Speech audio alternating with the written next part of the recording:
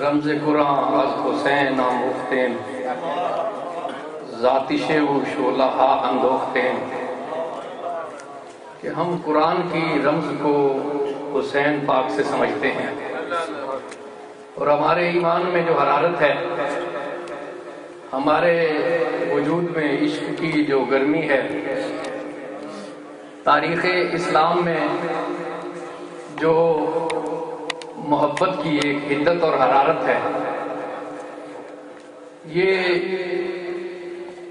حدت اور حرارت اور یہ گرمی اور یہ تپش اس علاؤ سے آ رہی ہے جو کربلا کے ریگزار میں سیدنا امام علی مقام نے روشن کیا ہے۔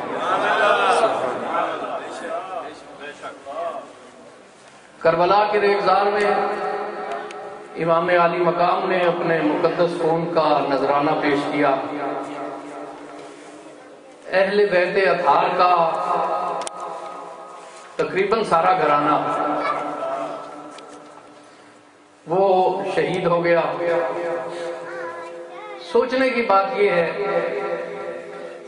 کہ اتنا بڑا واقعہ اور اتنی بڑی قربانی، یہ لوگ کوئی جذباتی لوگ نہیں تھے۔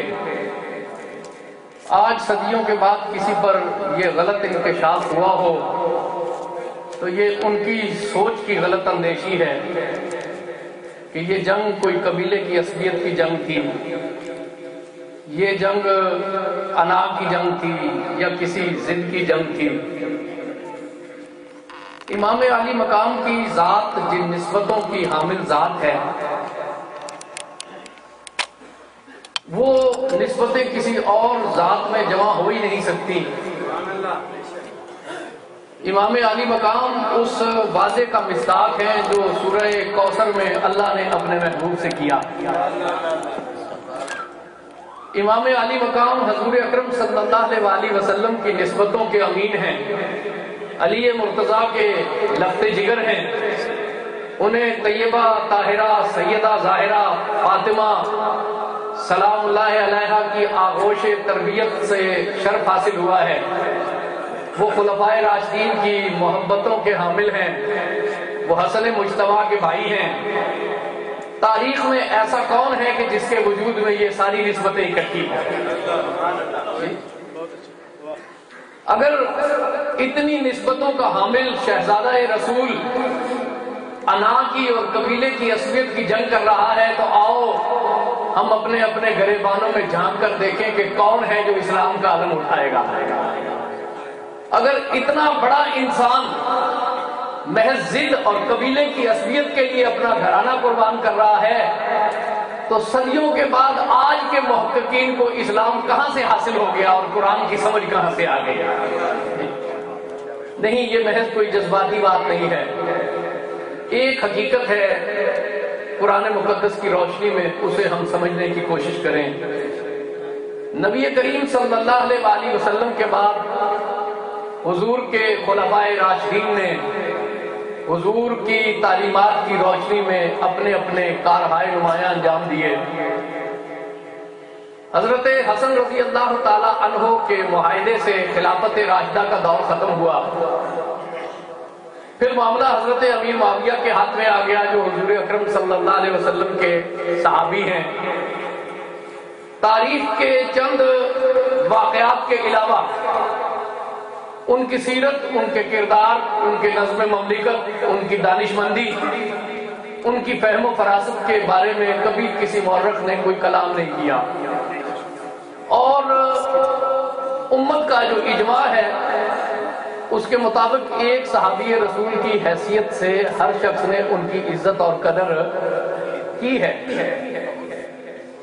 اور ہم صوفیوں کے کفش بردار لوگ ہیں، ہمیں صوفیوں نے یہ تربیت دی ہے کہ خطائے بزرگاں گرفتن خطا است۔ ہم بزرگوں کے باہمی معاملات میں ریفری نہیں بنتے اور حکم نہیں بنتے اور کلام نہیں کیا کرتے، اس لیے کہ وہ بڑے لوگ ہیں، اللہ کی بہت سی تکوینی مصلحتوں کو وہ جانتے ہیں، اللہ کے بہت سے راز ہیں جو ان کے ذریعے سے آشکار اور آویدہ ہوتے ہیں۔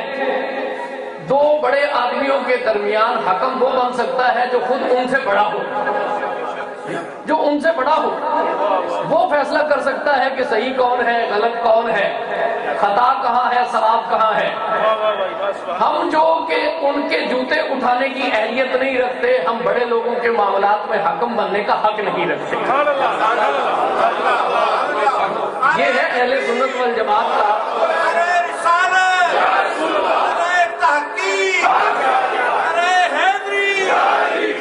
یہ ہے اہل سنت والجماعت کا شعوری فیصلہ، سوچا سمجھا فیصلہ، اسی پر امت کا اجماع ہے، یہی جمہور کی رائے ہے، اور اس کے علاوہ نجات کا اور کوئی راستہ بھی ان معاملات میں نہیں ہے۔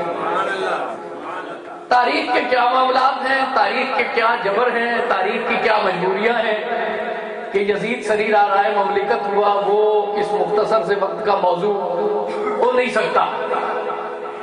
اسے تلقین یہ کی گئی کہ وہ اللہ اور اس کے رسول کے راستے سے ہٹے نہیں، وہ خلافت راشدہ کو اپنی مثال بنائے، وہ قرآن مقدس کے مطابق چلے، لیکن اس نے اس راستے سے انحراف کیا، اس نے فسق کا راستہ اختیار کیا، اس نے ظلم کا راستہ اختیار کیا۔ تو سن 60 ہجری میں اسلام کی مملکت میں یہ پہلا رخنہ پیدا ہوا، ایک ایسا پہلا شخص آیا کہ جو نبی کریم صلی اللہ علیہ وسلم کی تعلیمات سے ہٹ کر اپنی مرضی کے مطابق حکومت کر رہا تھا۔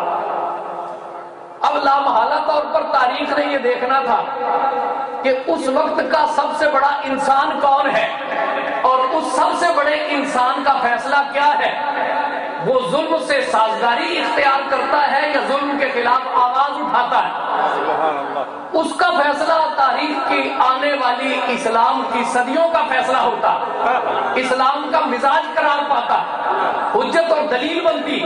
سن 60 ہجری میں کوئی بھی ایسا نہیں تھا جو سیدنا امام عالی مقام کے پائے کا انسان ہو، اس نسبتوں کا حامل کوئی اور شخص ہو ہی نہیں سکتا تھا۔ لامحالہ طور پر آنے والی صدیوں نے مڑ مڑ کر حسین ہی کو دیکھنا تھا کہ حسین کا فیصلہ کیا ہے، اور اقبال نے کہا کہ حسین کا فیصلہ وہ ہے جو قرآن کا فیصلہ ہے۔ قرآن کی کیا رمز ہے، آئیے بڑے اختصار کے ساتھ قرآن کی 2 حقیقتوں کی طرف میں آپ کی توجہ دلاؤں، محض 2 حقیقتوں کی طرف، کیونکہ وقت کا اختصار اس سے زیادہ کی ہمیں اجازت نہیں دے گا۔ قرآن مقدس کی ایک بڑی معنی خیز بات کو بہت ذرا سنجیدگی سے اور دھیان سے سمجھیے گا، آسان بات ہے، سمجھ میں آئے گی۔ قرآن نے حکم دیا اطیعوا اللہ و اطیعوا الرسول و اولی الامر منکم، کہ تم اطاعت کرو اللہ کی، تم اطاعت کرو رسول اللہ کی اور اپنے اولی الامر کی۔ اولی الامر کا ترجمہ ہم حاکم کر سکتے ہیں، حکمران وقت کر سکتے ہیں، سلطان کر سکتے ہیں، کوئی بھی ہو، یہ روحانی ہو یا باطنی ہو، جسے بھی ہم اپنا حاکم تسلیم کریں وہ اولی الامر ہے۔ دیکھیے کہ 3 ذاتیں ہیں جن کی اطاعت کا حکم ہمیں قرآن نے دیا۔ ایک ہے اللہ کی، اطیعوا اللہ، اللہ کی اطاعت کرو۔ دوسرے ہے رسول کی، اطیعوا الرسول، رسول کی اطاعت کرو۔ اور تیسرا ہے اولی الامر، اپنے حاکم کی اطاعت کرو۔ لیکن آپ غور کریں کہ حاکم کی اطاعت کرتے ہوئے لفظ اطیعوا نہیں ہے، اطیعوا اللہ و اطیعوا الرسول و اولی الامر منکم۔ اطاعت مستقل ہے اللہ کی، اطاعت مستقل ہے رسول اللہ کی۔ حاکم وقت کو یہ گمان نہ ہو کہ اسے اللہ کے بندوں پر خدا بنا دیا گیا ہے، اس کا اختیار مستقل ہے، وہ خود اللہ اور رسول کے تابع ہے۔ اگر اللہ اور رسول کے تابع ہے تو مسلمانوں کا اولی الامر ہے، اگر اللہ اور رسول کے تابع نہیں ہے تو مسلمانوں کا اولی الامر نہیں ہے۔ نعرہ تکبیر، نعرہ رسالت، نعرہ حیدری۔ قل اطیعوا اللہ و اطیعوا الرسول، مستقل بھی ذات ہے اللہ، اطاعت ہے اللہ کی، اور مستقل بھی ذات ہے، اطاعت ہے رسول کی۔ یہاں وہ لوگ بھی سوچیں جو کہتے ہیں کہ رسول کی اطاعت، رسول کی حدیث مستقل بھی ذات نہیں ہے۔ جس طرح اطیعوا کا لفظ اللہ نے اپنے لیے استعمال فرمایا، اسی طرح اطیعوا کا لفظ اللہ نے رسول اللہ کے لیے بھی استعمال فرمایا۔ جس طرح اطاعت اللہ کی مستقل بھی ذات ہے، اسی طرح استطاعت رسول اللہ کی بھی مستقل بھی ذات ہے، اور اصل میں رسول اللہ کی اطاعت ہے ہی اللہ کی اطاعت۔ اس میں تفریق کرنے والے اسلام کے مزاج سے آشنا نہیں ہے، لیکن حاکم کو کہا گیا کہ وہ وَأُولِي الْأَمْرِ مِنْكُمْ، وہ اپنی اطاعت کو مستقل بذات اطاعت نہ سمجھے. اس کا کام لوگوں سے اپنی ذات کی اطاعت کرانا نہیں ہے، بلکہ اس کا کام اللہ اور رسول کی اطاعت کروانا ہے. وہ حاکم اس لیے نہیں ہے کہ خود خدا بن جائے، وہ حاکم اس لیے نہیں ہے کہ وہ فرعونیت کے نشے میں رہے، وہ حاکم اس لیے ہے کہ مسلمانوں کو ایک نظم میں پروئے. اور وہ نظم کیا ہے کہ انہیں اللہ اور رسول کی طرف لے کر جائے. اگر تو وہ اللہ اور رسول کی بارگاہ کی طرف لے کر جا رہا ہے تو مسلمانوں کا حاکم ہے. اگر اللہ اور رسول کی طرف لے کر نہیں جا رہا تو مسلمانوں کا حاکم کہلانے کا مستحق نہیں ہے. قرآن مقدس کی ایک اور اطاعت کی حقیقت کی طرف اشارہ کریں. قرآن نے ارشاد فرمایا کہ من لم یحکم بما انزل اللہ فاولئک هم الفاسقون ومن لم یحکم بما انزل اللہ فاولئک هم الظالمون ومن لم یحکم بما انزل اللہ فاولئک هم الکافرون. 3 باتیں قرآن نے کہی.